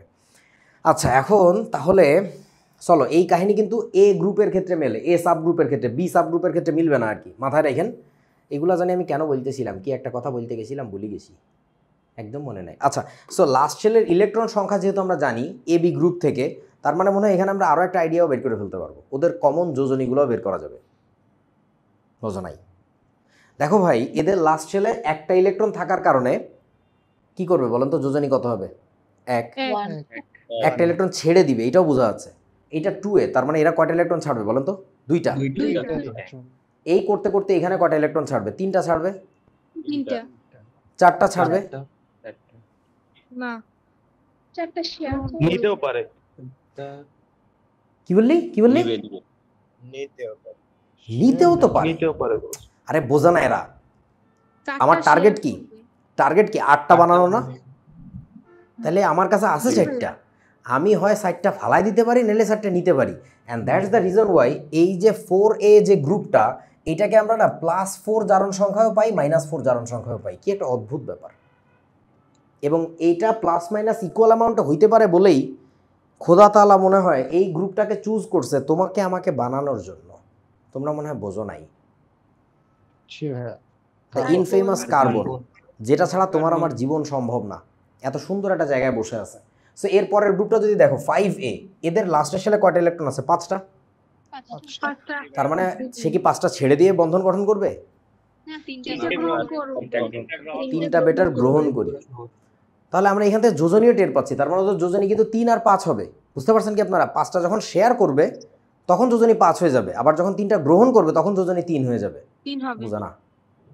জি ভাইয়া এদের ক্ষেত্রে কি লাস্টের শেলে 6টা ইলেকট্রন আছে, তাহলে ভাই 6টা তো কারো দিতে যাবে না, ও ডেফিনেটলি 2টা গ্রহণ করবে। ফ্লোরিনের ক্ষেত্রে কি হবে? এদের গ্রুপে একটা গ্রহণ করবে। সো যোজনীয় তুমি টের পাচ্ছ, মানে পুরো পর্যায় সারণীটায় এবি সিস্টেমটা শিখলে এগুলো একেবারে ডাইল ভাত হয়ে যায়, মানে লিটারালি কোনো ব্যাপার না এগুলো মুখস্থ করা। আচ্ছা, সো জারণ সংখ্যাও পাওয়া যায় না? হ্যাঁ তা তো বটেই। ওই যে লাস্টের শেলে যতগুলো ইলেকট্রন আছে ম্যাক্সিমাম তো ওই কয়টাই ছাড়তে পারবে। যেমন গতকালকে ক্লাস 9-এর ওদের মাথার মধ্যে আগুন ধরাই দিচ্ছি আমি, রাইতে ঘুমায় নেই, 3টা 4টা 4টার সময় মেসেজ করছে, এই দেখ তো এটা হয়েছে নাকি, এই ঘুমাইছস নাকি, মরে গেছিলি নাকি, কথা ক। আমি ওদের করতে দিছি H2SO5, এখানে সালফারের জারণ সংখ্যা বাইর করো। ওরা তো সুন্দর একদম জন আর একজনের আগে বলছে +8 হবে। পরে বললাম সালফারের লাস্ট শেলে ইলেকট্রন কয়টা? কয় হ্যাঁ তাই তো। মাথা তার ছিঁড়ে গেছে, এ কি হইলো? সো এইটা মিলাইতে দিছি, এখন আর ফাইতেছে না। কত হবে? +5 না +6? এই গরু +6 হবে। সো সালফারের যে সর্বোচ্চ জারণ সংখ্যা পসিবল, কেমনে আমরা পর্যায় সারণী থেকে আইডিয়া পাই? আমরা দেখতে পাচ্ছি তো 6A গ্রুপের মৌল, তার মানে লাস্ট শেলে 6টা ইলেকট্রন আছে, ম্যাক্স ইলেকট্রন ছাড়তে পারবে কটা? 6টাই তো। +8 কেমনে হয়? সো ওইটাও আইডিয়া পাওয়া যায় ডেফিনেটলি এখান থেকে। এখন দেখেন এই যে, হ্যাঁ বলো। এই যে এবি সিস্টেমটা, এখানে তো অনেক এবি সিস্টেমটা, এখানে তো মানে অনেক সুন্দর সিকোয়েন্স আছে না জারণ সংখ্যা যোজন। তো বোর কি এটা জানতো না? ও কেন 1 থেকে 18 এভাবে নাম্বারিং করে দিল? তোমরা এই জিনিসটা কেন বোঝো না? বোর কি কেমিস্ট ছিল? হি ওয়াজ এ ফিজিসিস্ট, তার তো কেমিক্যাল রিয়াকশন দরকার নাই, যোজনী নিয়ে ভাবনারই দরকার নাই। তোরা বুঝোস নাই ব্যাপারটা, মানে তার যা দরকার ছিল সেইটা নিয়ে এসে কাজ করছে, তার জন্য এতটুকুই জানা জরুরি ভাই কে কার ডাইনে বামে কোথায় আছে, সো 1 থেকে 18 বলে গেলেই ভালো, তার তো আর কিছু দরকার নেই। এখন ওই জিনিসটাকে যে আমাদের দেশের বই লেখক গাধারা তুলে এনে দিছে, এইটা তো আমাদের কেমিস্ট্রি স্যারদের মাথায় ঠেকলো না যে এইটা কেন করছে বইয়ের মধ্যে, এটা করার দরকারটা কি ছিল। তোমরা মনে হয় এখনো বোঝো নাই আমি কি বলছি। বুঝতে পারছি ভাই। তোমরা অনেকেই এখনো শুরু না করলেও কয়েকদিনের মধ্যে শুরু করবো আমি জানি। ইউটিউবে ওই ইন্ডিয়ান লেকচার দেখে অনেকে, ইন্ডিয়ান ওই যে ফিজিক্সওয়ালা টোয়ালা কারা কারা আছে না, ফিজিক্সওয়ালা ছেলেটা আসলে কেমিস্ট্রি ভালো পড়ায় আর কি, ওর ফিজিক্স লেকচার আমি দেখি নাই, কেমিস্ট্রি ভালো পড়ায়। এখন ঘটনা হচ্ছে, হ্যাঁ আচ্ছা আমি জানি না এরকম আছে আর কি, তোরা দেখবি ওদের যে ইয়াগুলা ভিডিওগুলা ওইগুলা দেখিস তো, বা ওদের বই PDF পাওয়া যায় অনলাইনে, তুই ডাউনলোড করে দেখিস তো, ওরা এবি সিস্টেম শেখে নাকি 1 থেকে 18 শেখে, এবি সিস্টেম শেখে। এখন কেন জানি, আমি জানি না যে মানে এটা নিয়ে তর্কাতর্কি কথাবার্তা আমি একাই বলি যে এবি ছাইডা আপনারা কেন 18 পর্যন্ত গেলেন, এইটার ফলে তো আমাদের বাচ্চারা কত কনসেপ্ট থেকে বঞ্চিত হইলো। তখন উত্তর কি আসে জানো, ও বুইটি চান্স পাইছে, আপনি কি বলেন ওটা, ও তো মেধাবী। অবশ্যই সে মেধাবী, তার মেধাটাকে আপনি কি কাজে লাগাইলেন, ও তো দুর্দান্ত তুফান হইতে পারতো। তোরা মানে বুঝোস নাই ব্যাপারটা কি, মানে বুয়েটে তো প্রতি বছরই কেউ না কেউ ফার্স্ট হবে, বাট আমার বছরের বুয়েটে লাস্ট ছেলেটার সাথে তুই যদি এখনকার ফার্স্ট ছেলেটার তুলনা করস, তুই জানোসই না যে জানার ব্যাপারে কত নিচে অবস্থান করতেছে। ওই ছেলের মেধা ভালো, বাট মেধাটাকে না চাষ করে নাই ভালো করে। তোমরা বোঝো নাই আমি কি বুঝাইছি বাবা। সবাইকে সেরিফিস বানাইছে। যাই হোক চলো, এখন ঘটনা হইতেছে এগুলো শিখলাম। এখন তোমাদের কি জানি একটা বলতে গেছিলাম, ভুলে গেছি। ভাইয়া 4A গ্রুপের মৌলগুলো কি ধাতু আর অধাতু দুইটার মতোই কাজ করবে? অনেকটা, যেমন আমরা এই যে সিলিকনকে কি বলি জানো নাকি? অপধাতু। অপধাতু বলতেছে, হ্যাঁ। জার্মেনিয়ামেরও একই অবস্থা, মানে বেসিক্যালি এখানে একটা মজার লাইন আছে দেখছো না, এইরকম একটা সিঁড়ির মতো দেখা যায়, হ্যাঁ। তো ওইটা কি, ওই যে অপধাতুর যে ব্যাপারটা আর কি। আচ্ছা, সো এইখানে আমরা যদি কি বলো এটাকে প্রতিনিধিত্ব অংশটাকে আলাদা করে একটু কেটে নিয়ে যাই, তখন চেহারা দেখা যাবে এইরকম। দেখো তো জিনিসটা কত সুন্দর হয়, তোমরা টের পাচ্ছ কি না? এই যে প্রথম যে দুইটা জিনিস, এই দুইটা কি তাকায় দেখো তো, এই দুইটা এই দুইটাকে বলে এস ব্লক। আর এই যে পরের যে বস্তুটা এই পাশ থেকে শুরু করে এই পর্যন্ত, এটা কি টের পাইছো এটা কি আসলে? P block. সো এস আর পি কে সরি হিলিয়াম বাদে ভুলে গেছে। সো এবং মজার ব্যাপার হচ্ছে তোমরা যদি আরেকটু বুঝে থাকো তাহলে এটাও মনে হয় দেখানো যাবে, সেটা হচ্ছে মূলত এই চান্দুটাকে অনেক পর্যায় সারণীতে দেখবা, তোমরা মনে হয় বোঝো না আমি কি বুঝাইছি। এইখানেও লেখে, তখন এই পার্টটা থাকবে না, এস ব্লকের মৌল, এই কারণে ওই পাশেও লেখে আর কি। যাই হোক এটা হইল। সো এখানে আমাদের কি কি ছন্দ বিরাজ করতেছে, এই যে এরকম আমরা একসাথে লেখার কারণে, মানে প্রতিনিধিত্বকারী অংশটাকে আলাদা করে আনার কারণে তার মধ্যে একটা বিশেষ ছন্দ কাজ করবে, তোমরা একটু মনে রাখো। এখন আগামী ক্লাসে দেখবো হয়তো আমরা। তোমরা নাম শুনছো কর্ণ সম্পর্ক? কর্ণ সম্পর্ক ব্যাখ্যার জন্য এই প্রতিনিধিত্বকারী অংশের যে আলাদা বিচ্ছেদ, যেটা আমি করে দেখাইলাম যে মাঝখান থেকে ডি আর এফটাকে তুলে ফেলে দিছি, এই পার্টটা আলাদা করে নেওয়াটা খুব জরুরি। তো এরকম আরও কতগুলো ক্যারেক্টার আছে যেটা আমরা এখান থেকে এক্সপ্লেন করতে পারি। আচ্ছা, সো এবার আসো বিভিন্ন পর্যায়ে আর গ্রুপের নামগুলো আমরা একটু দেখি আজকে। বলেন প্রথম যে গ্রুপটা, এটার নাম কি জানো? ক্ষার ধাতু বললে হবে না, ক্ষার ধাতু গ্রুপ। পরেরটার নাম কি? মৃৎ ক্ষার ধাতু কি গ্রুপ? কেন বলে এটাকে মৃৎ ক্ষার ধাতু গ্রুপ কেন বলে?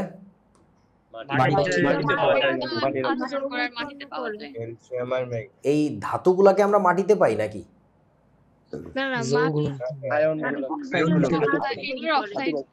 ওদের অক্সাইড বা হাইড্রোক্সাইড গুলাকে হাইড্রোক্সাইড আকারে পাই বেসিক্যালি। অক্সাইড গুলো মাটিতে থাকে, পানি পড়লে এটা হাইড্রোক্সাইডে কনভার্ট হয়। এবং তোমাদের কি জানা আছে ক্ষারের দ্রবণ কেমন? ধরছো কোনোদিন হাতে? ক্ষারের দ্রবণ পিচ্ছিল জাতীয় হয়। শীতকালে না, বর্ষাকালে দাদু বাড়ি নানু বাড়ি যে যে আচারগুলো খাও তোমরা পটাশ পটাশ করে, ওটা বেসিক্যালি শ্যাওলা। মাটির শ্যাওলা। যে বড় ব্যাপার হচ্ছে এই যে এই অক্সাইডগুলো হাইড্রোক্সাইডে কনভার্ট হয়ে থাকে, তুমি বাসার বাইরে বের হওয়া মাত্র চিৎপটাং খাও এগুলার অক্সাইড হাইড্রোক্সাইডে। আচ্ছা তারপরে বলো এই গ্রুপটার নাম জানো কি? এই যে এটা নিষ্ক্রিয় ধাতু। ধাতু, ওরে কিলা তো নিষ্ক্রিয় গ্যাস। নিষ্ক্রিয় ধাতু। এই তোদের মধ্যে কোন কোন ভোলা আসোস নিষ্ক্রিয়? ধাতুরা কখনো নিষ্ক্রিয় হবে না, খবরদার, মারি ফেলবে একদম। ধাতুরা সবসময় অ্যাক্টিভ থাকা লাগবে। আচ্ছা নিষ্ক্রিয় গ্যাস এর আরো নাম কি কি বলেন তো? Nobel gas, nut gas. Nobel gas, অভিজাত গ্যাস বলি আমরা। এখন ওই অভিজাত বলার কারণটা কি বলেন তো? অভিজাত কেন বলি? খুব কম পাওয়া যায়। এরা আসলে খুব ভাবে থাকে, বিড়াল এরা আসলে খুব ভাবে থাকে, কারোর সাথে মিশতে চায় না, কারোর সাথে বিক্রিয়া করতে চায় না, এই কারণে বলা হয় অভিজাত গ্যাস। তবে জেনে রাখো আরিফ হক যেদিন আইইউপিএসসির প্রেসিডেন্ট হবে ওই দিন এই গ্রুপটার নাম চেঞ্জ করে রাখা হবে বস্তি, ছোট লোক। সে যত অভিজাত তার তত দিল খোলা হওয়ার কথা, যে মানুষের সাথে মিশবে। হ্যাঁ, ও তো চরম মাত্রার বস্তি, ও জানে না কারোর সাথে মিশতে হয় কেমনে, মিশতে হয় বন্ধুত্ব করতে হয় কেমনে। সো আরিফ ভাইয়ের মতে আমি যদি কোনোদিন পরীক্ষা দিই 18 নম্বর গ্রুপের নাম কি লিখবো? বস্তি। বস্তি গ্রুপ ভাই জীবনের সাথে অত্যাচার। হ্যাঁ, অথবা বলবা যে ছোট লোক। আসো এখন বলো এই গ্রুপটার নাম জানো কি? এটার নাম জানো কি? হ্যালোজেন। হ্যালোজেন। হ্যালোজেন শব্দটা আসছে কোত্থেকে? সামুদ্রিক শ্যাওলা বা সামুদ্রিক লবণ উৎপাদনকারী থেকে, হ্যালস জেনাস।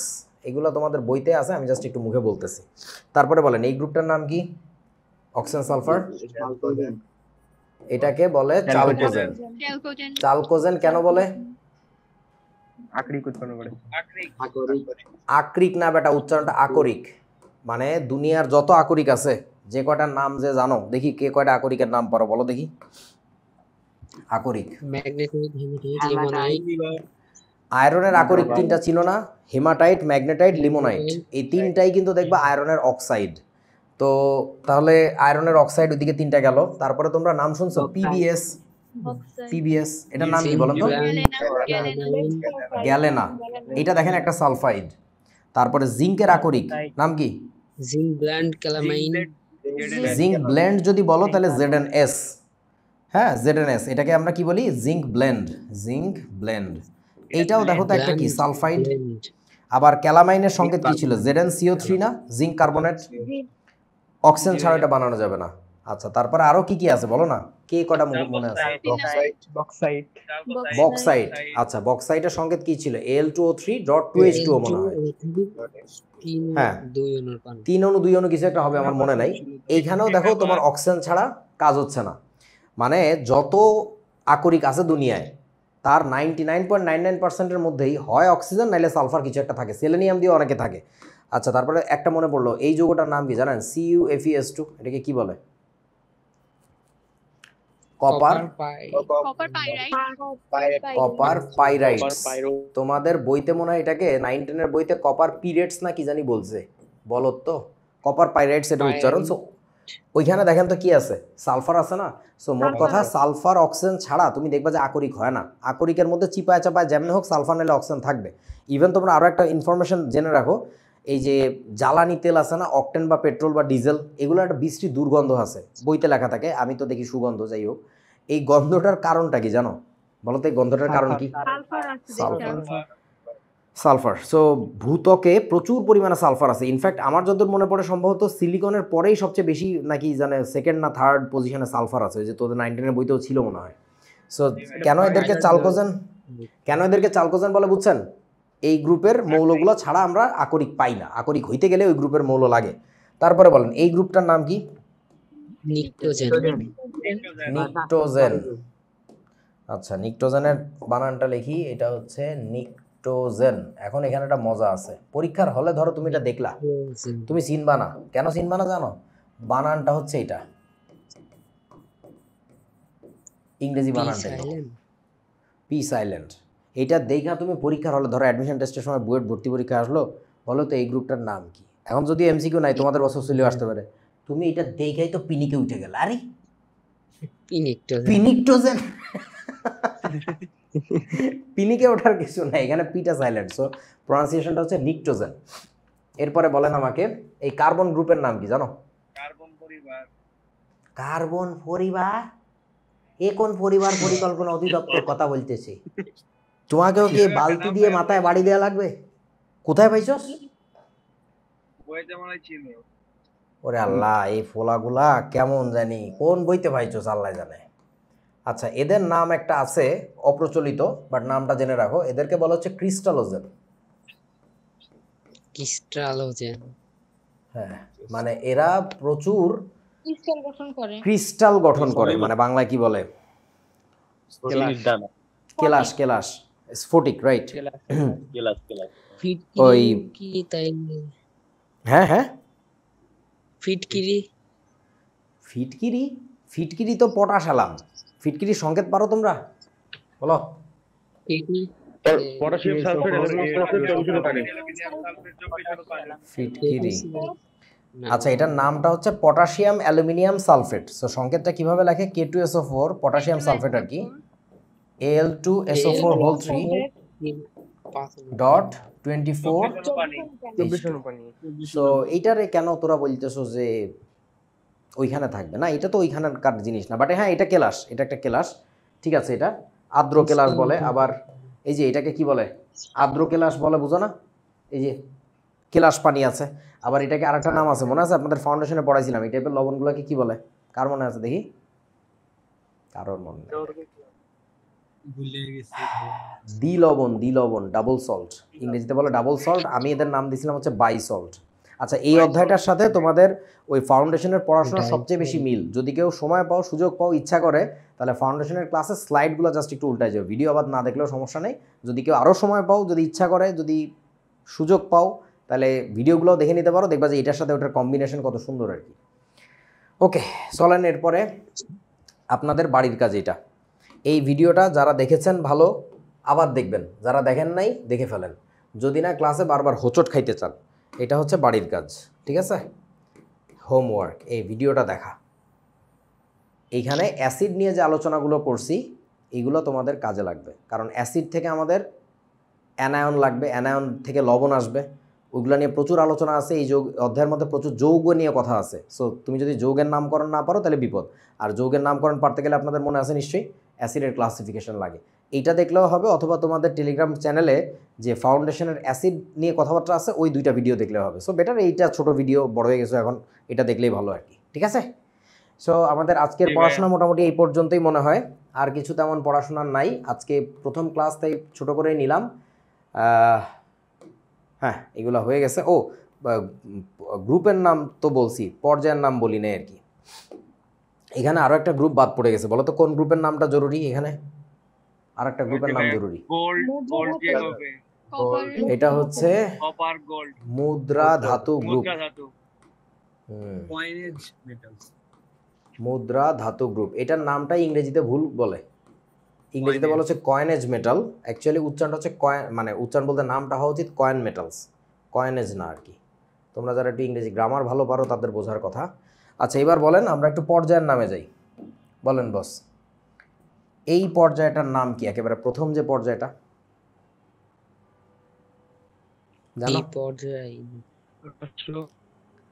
আচ্ছা, আমি একটু বলি। এই পর্যায়টার নাম হইতেছে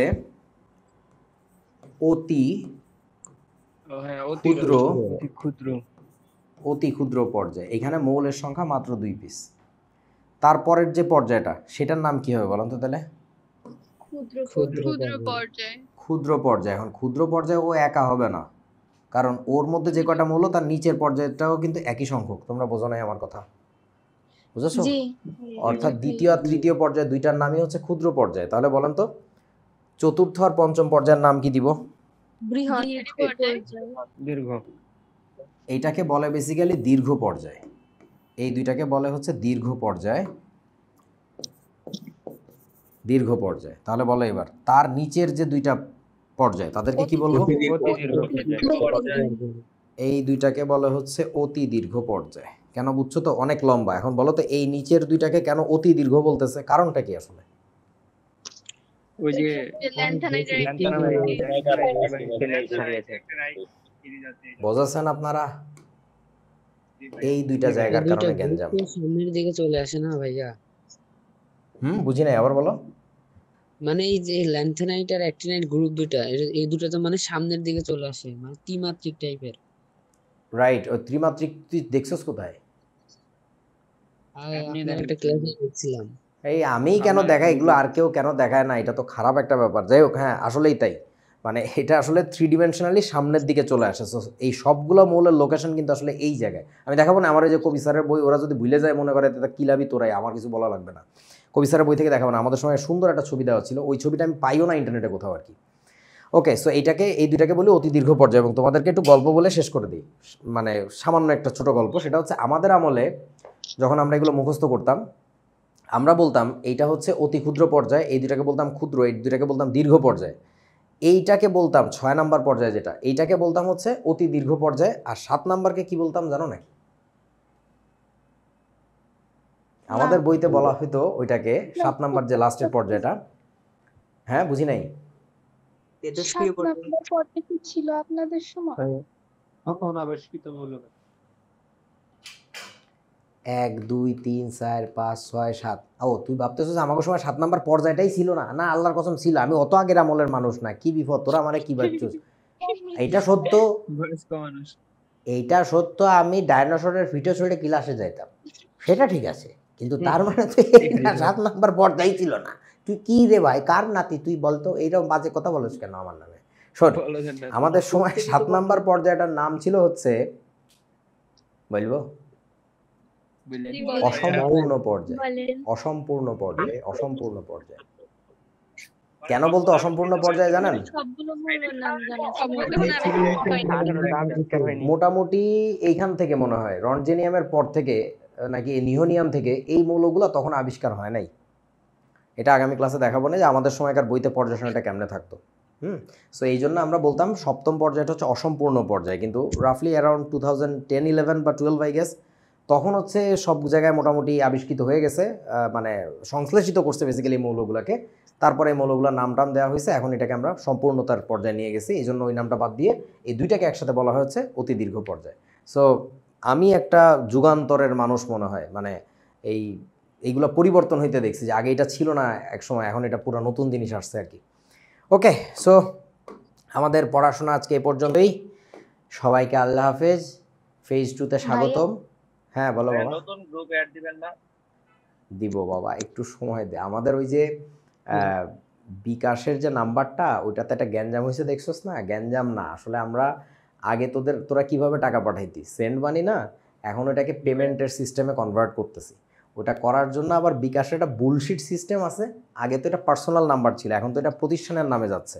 সো ওই জন্য মাঝখানে একটা ব্রেক দিতে হয়। ব্রেক মানে বুঝছস না, স্টপ করতে হয়। ওইটা করতে যায় কত স্টুডেন্ট যে ভুলে ওই নাম্বারে টাকা পাঠাইছে ভাই, সব এলোমেলো অবস্থা আর কি।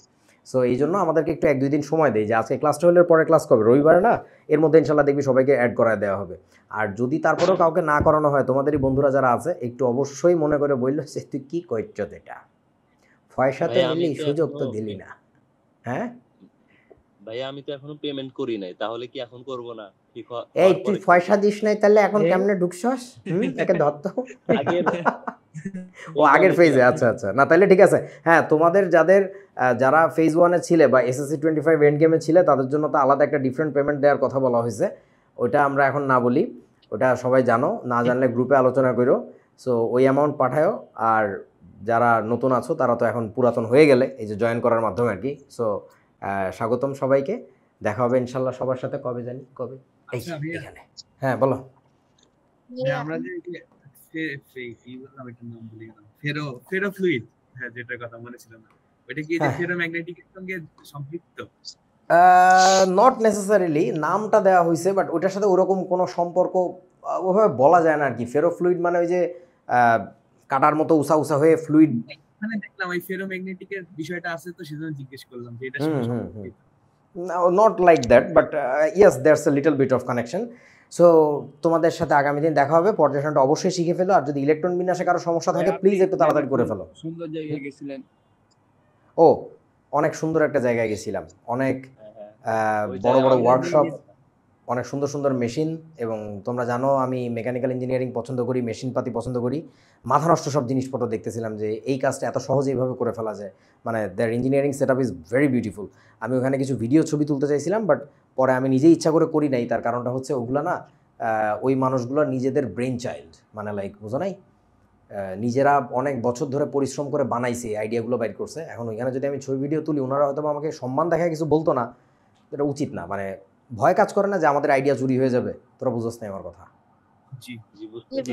আমি আদারওয়াইজ তোদেরকে ওইখান থেকে ভিডিও করে দিতে চাইছিলাম, বাট দেই নাই এই কারণেই যে ওনারা যদি কিছু মনে করে। ইনফ্যাক্ট আমি পরে মোবাইলই আর পকেট থেকে বাইর করি নাই। ওই দিন দেখছোস না যে কোনো কল টল করি নাই, কারোর মেসেজের রেসপন্স করি নাই, এই আর কি। ওকে বন্ধুগণ, টাটা টাটা, আল্লাহ হাফেজ। হ্যাঁ, দেখা হচ্ছে কবে? রবিবারে। এটার মানে বুঝো তো, পিপিইসিবি মানে কি? রেকর্ডেড ক্লাসগুলো কি আছে? আজকে দিব না, রেকর্ডেড ক্লাস আজকে দিব না, নতুন গ্রুপ চ্যানেলে দিচ্ছি, আজকে কালকের মধ্যে সবাইকে অ্যাড করে দিব। এই বল এটার মানে কি? পিপিইসিবি মানে কি? মনে নাই। এটার মানে হচ্ছে periodic properties of elements and chemical bond, অর্থাৎ এই পুরো চ্যাপ্টারের নামের সংক্ষেপণ আর কি।